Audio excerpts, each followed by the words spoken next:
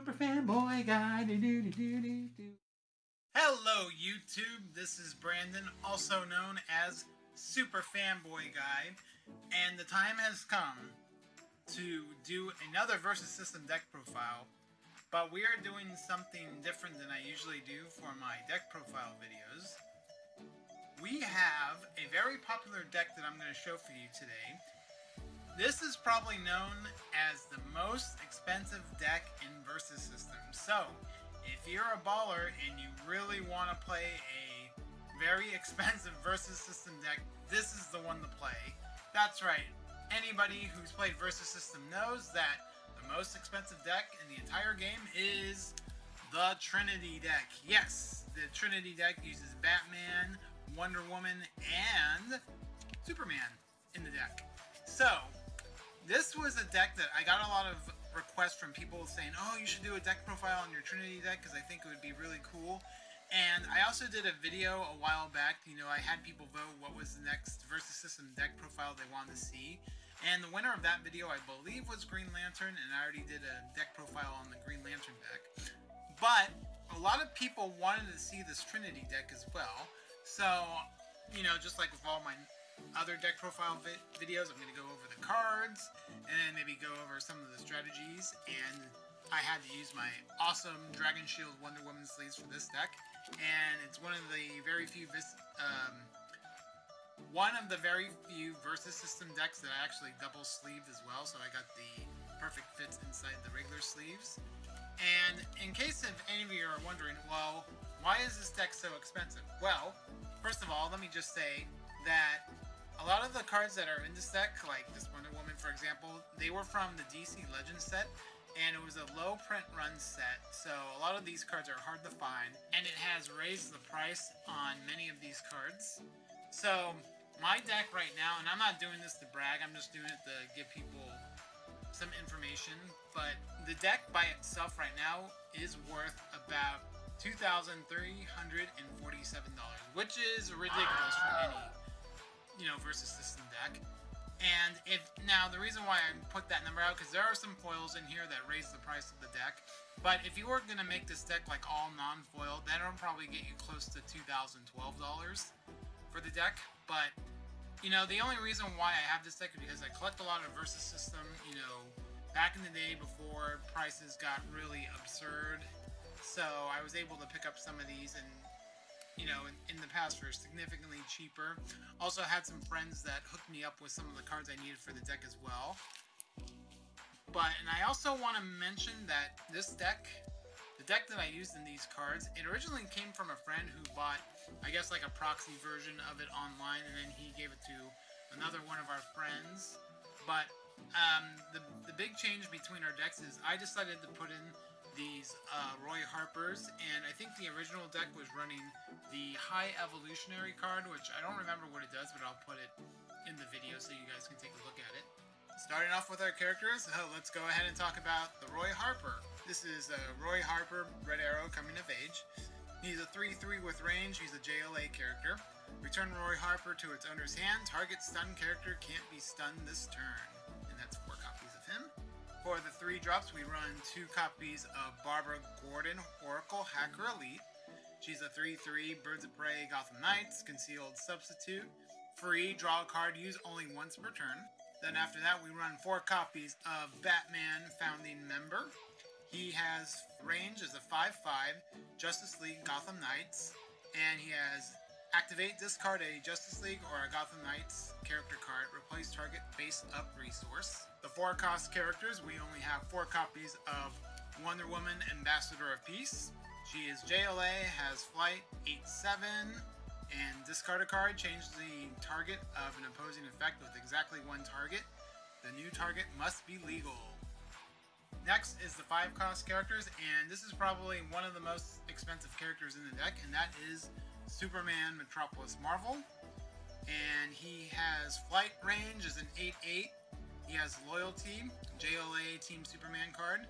Superman gets +1/+1 for each opposing character. Very great in multiplayer, by the way. For the 6 cost characters, we play 1 copy of Martian Manhunter, Founding Member.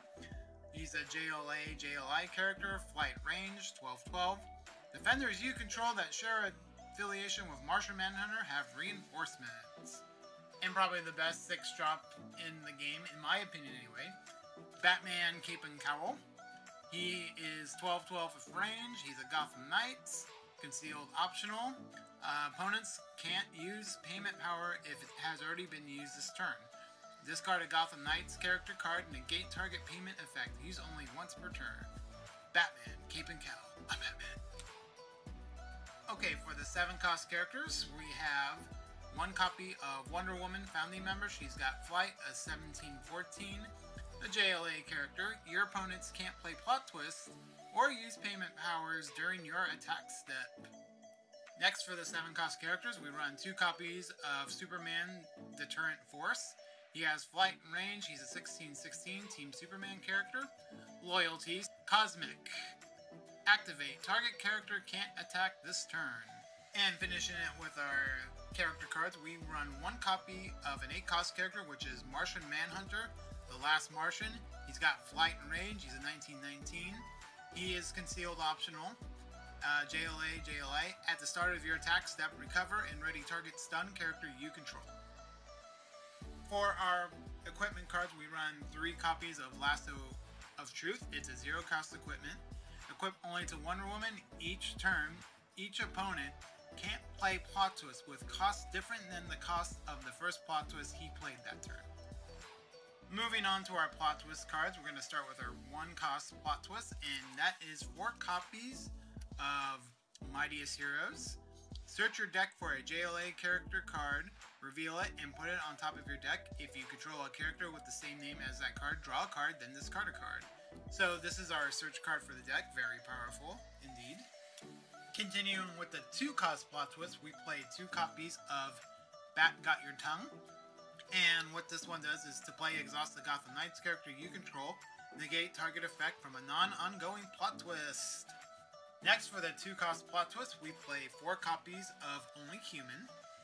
And what this does is target opposing character loses and can't have flight powers and keywords during the combat phase this turn. Moving to the 3-cost plot twist, we play 3 copies of Brains and Brawn. Play only if you control Batman and Superman. Recover target stun character you control named Batman or Superman. Next, for 3-cost plot twist, we play 4 copies of Carrying the Torch. Carrying the Torch is to play, choose a character you control with cost 3 or more, and remove a character card in your KO pile from the game. Ongoing, that character gains the name of the card you remove. Finishing off our 3-cost plot twist, we run 4 copies of The Hookup. To play, choose 2 different affiliation among characters you control. Ongoing, cross over those affiliations. Discard a Gotham Knights character card, draw a card, use only once per turn. For our 4-cost plot twist, we play 4 copies of From the Darkness. And what this does is play only if you control a ready Batman, negate target effect from a non-ongoing plot twist. For the 5-cost plot twist, we play 3 copies of Omnipotence. Play only during the build phase, choose a card name. Plot twist with the chosen name can't be played, and payment powers of cards with the same name can't be used. And the last card in the deck, which is also a plot twist, it's a 5-cost plot twist. Probably the most expensive plot twist in our deck, and that is 4 copies of Indestructible. Now, Indestructible, what this does is to play, exhaust a Superman you control. That Superman cannot be stunned in this attack. So, this Trinity deck has a bunch of different strategies built into it, and I'm going to talk about some of those strategies you can do now. And I think the first thing that I want to talk about here is with Wonder Woman with the Lasso of Truth. When it gets equipped to her, let's say now if you have this out on the field, let's say your opponent plays a Flying Kick, right? Which is a 1-cost plot twist, I believe. Well, now since the Lasso of Truth is on the Wonder Woman, they can only play a 1-cost plot twist for the remainder of the turn. So it's definitely a combo that you can do to kind of lock your opponent into place. And with her ability to discard a card, you get to change the effect of an opposing effect with exactly 1 target. So let's say, for an example, they have let's say they have a Batman, for an example, and they decide to play only human on your Wonder Woman, right? So what you can do is you can be like, oh, I am going to discard this card out of my hand to have this redirected to you, and that's with Wonder Woman's effect, of course. So now you can blank out Batman with only human to make it so that he can't, you know, it just makes it really hard. And the thing about this Wonder Woman ability, let me just kind of push it up a little bit there, is it doesn't say once per turn, so as long as you have cards in your hand, you can keep doing it, which is pretty cool in my opinion. One of the other strategies I want to talk about is with this one, carrying the torch. So let's just say, for an example, we have all three of these characters out on the field. Or, better example, let's say we have Wonder Woman and Superman out on the field. Well, what we can actually do is if we flip over carrying the torch, if we have a Batman in our discard pile, we can actually remove it with carrying the torch to make, let's say, Wonder Woman Batman. Actually, I'll just put it face up like that. So let's say we make Wonder Woman, give her the name Batman with carrying the torch. Well, now since she's considered Batman, we can use some of the Batman-specific plot twists, such as From the Darkness, so we can negate plot twists now since she's considered to be Batman. And also, we can use Brains and Brawn to maybe recover her if she gets stunned during combat. So using Brains and Brawn with carrying the torch, like we have here, is pretty useful, because then we can recover Wonder Woman and use her ability again. Now, alternatively, what we could also do, let's say we have only Batman and Wonder Woman out on the field, and we're on turn 5 and we don't have our Superman, and we somehow discarded this one in the KO pile, you know, during the game. So we could flip up carrying the torch and make Wonder Woman into Superman. So now she can also use some of the Superman specific cards, such as Indestructible, which, you know, you could play Exhauster, so we would exhaust her like that. And she gains him, she can't be stunned this attack. So now, since she has the identity of Superman with carrying the torch, she can now become Superman and use cards like Indestructible and also Brains and Brawn as well. So that's one of the other combos you can do, and that's with carrying the torch. Okay, so another cool thing you can do with the deck, let's say this is our hand here, and let's just say, for sake of argument, we're going to turn 6, right? You'll notice that we have the 6-drop Batman in our hand, right here, but we also have a Batman out in play, the 3-drop one. So normally what you do is if you play like a 6-drop, you have to KO the other Batman into play to play this Batman, because you can only have, you know, one Batman out on the field.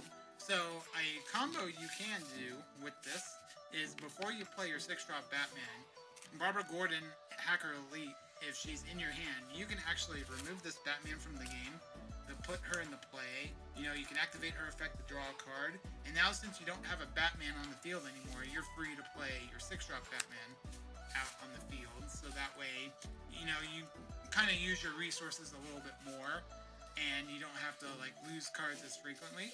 Another combo you can do with the deck is this. So let's say it's turn 4 and we have our 4 resources out and our 2 characters in play that we played previous turns.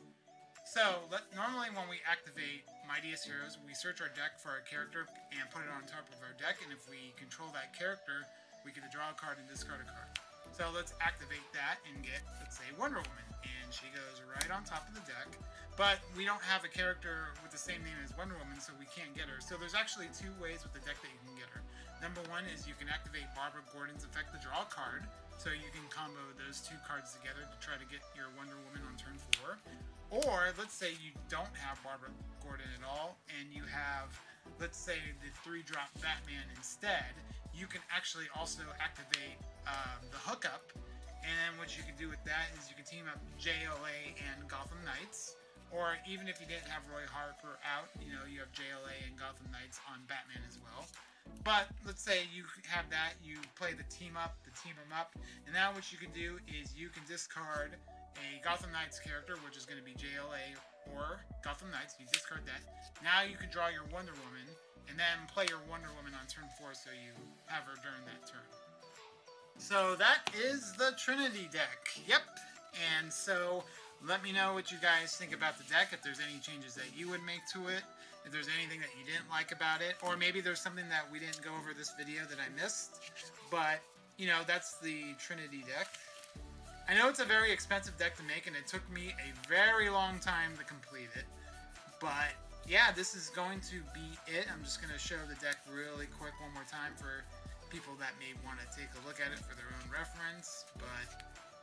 And oh, one thing I forgot to mention, Omnipotence is just used to stop the replace face-up resource cards like Have a Blast or Death of a Dream, so that's why we mainly play that in this deck. It also could be used to stop Pathetic Attempt in some circumstances, but, you know, Omnipotence is just a great card to have in the deck. If you want to see more deck profiles like this, subscribe to the YouTube channel and leave them in the comments. And I think that's about it, so we will see you next time.